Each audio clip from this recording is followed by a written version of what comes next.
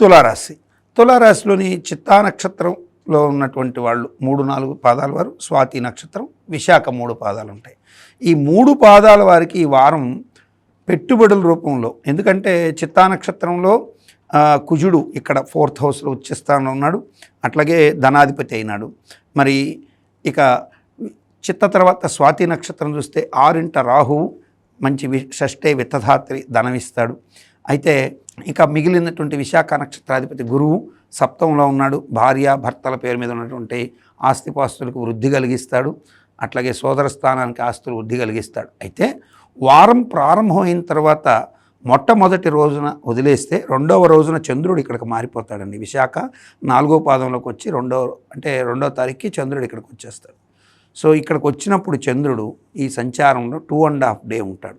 So ఈ 2.5 డేలో ఈ యొక్క తారాబలలు ఇవన్నీ కూడా మనం లెక్కేసుకొని చూసుకున్నప్పుడు ఇక్కడ ఉన్నటువంటి చిత్తా నక్షత్ర జాతకులు స్థిరాస్తి కొనుగోలుకు సంబంధించి చాలా ఇంటెలిజెంట్గా వ్యవహరించాలి. మీకు వచ్చే లాభాన్ని కొంత ఇతరులు గ్రాప్ చేసే అవకాశాలు, మీకు రావాల్సిన లాభాన్ని వాళ్ళు తన్నుకోబోయే అవకాశాలు ఎక్కువగా ఉంటాయి.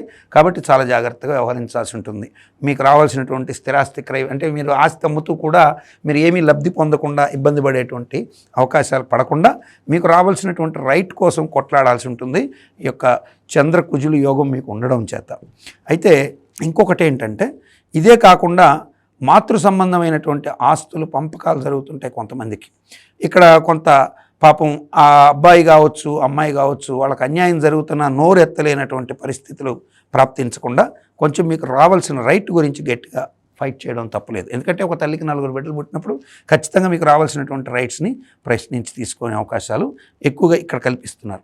ఇకపోతే ఇక్కడ రెండోది ఏంటంటే, ఇక్కడ వాహన మూలకమైనటువంటి యోగాలు పట్టిస్తున్నాడు. కొత్త వాహనాలు కొనుక్కోవాలనుకున్నప్పుడు ఈ చిత్తా నక్షత్రం వాళ్ళు నిరభ్యంతరంగా కనుక్కోవచ్చు.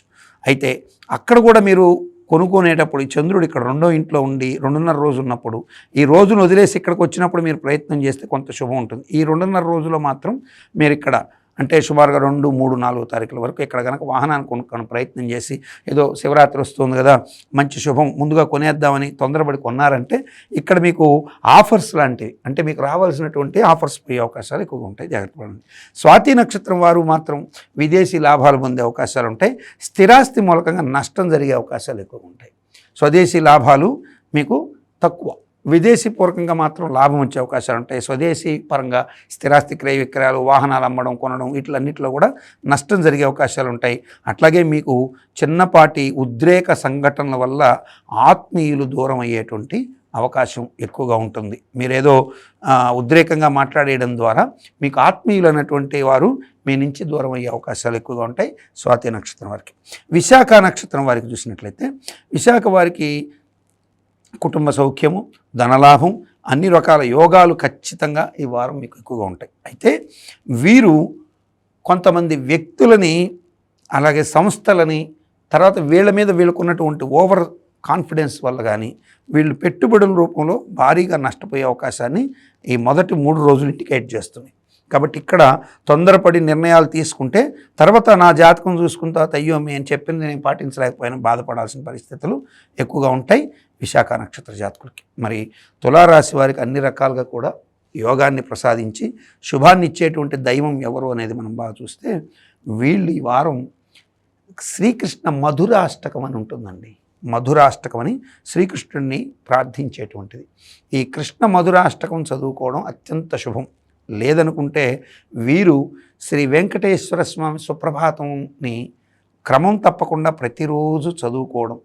అంటే యాక్చువల్గా సుప్రభాతం అనేది ఇదేమీ పురాణంలో నుంచి వచ్చిందో లేకపోతే పూర్వంలో ఉన్నది కాదండి. ఇది ప్రతివాది భయంకర అన్నన్ గారని వారు ఒక మహాకవి, వారు రాసినటువంటిది ఈ సుప్రభాతం. అయితే అందులో స్వామిని చక్కగా కీర్తించినటువంటి అన్ని విధానాలు చూసినట్టయితే వీరికి ఈ వారం వెంకటేశ్వర స్వామి అనుగ్రహంతో మంచి శుభాలు జరిగే అవకాశాలు ఉన్నాయి. కాబట్టి వెంకటేశ్వర స్వామి పూజ చేసుకోవచ్చు. సుప్రభాతాన్ని రోజు వినడం ద్వారా శుభం కలిగే అవకాశాలు ఎక్కువగా ఉంటాయి తులారాశి వారికి. భగవంతుడు ఇచ్చినటువంటి ప్రేరణతో మీకు చెప్పడం జరుగుతుంది. కాబట్టి మీరు నా మాట మీద విశ్వాసంతో, భగవంతుని మీద నమ్మకంతో మీరు ఖచ్చితంగా ప్రయత్నం చేయండి. అన్ని విధాల శుభాన్ని పొందండి. శుభమస్తు. సర్వమంగళాభివృద్ధి.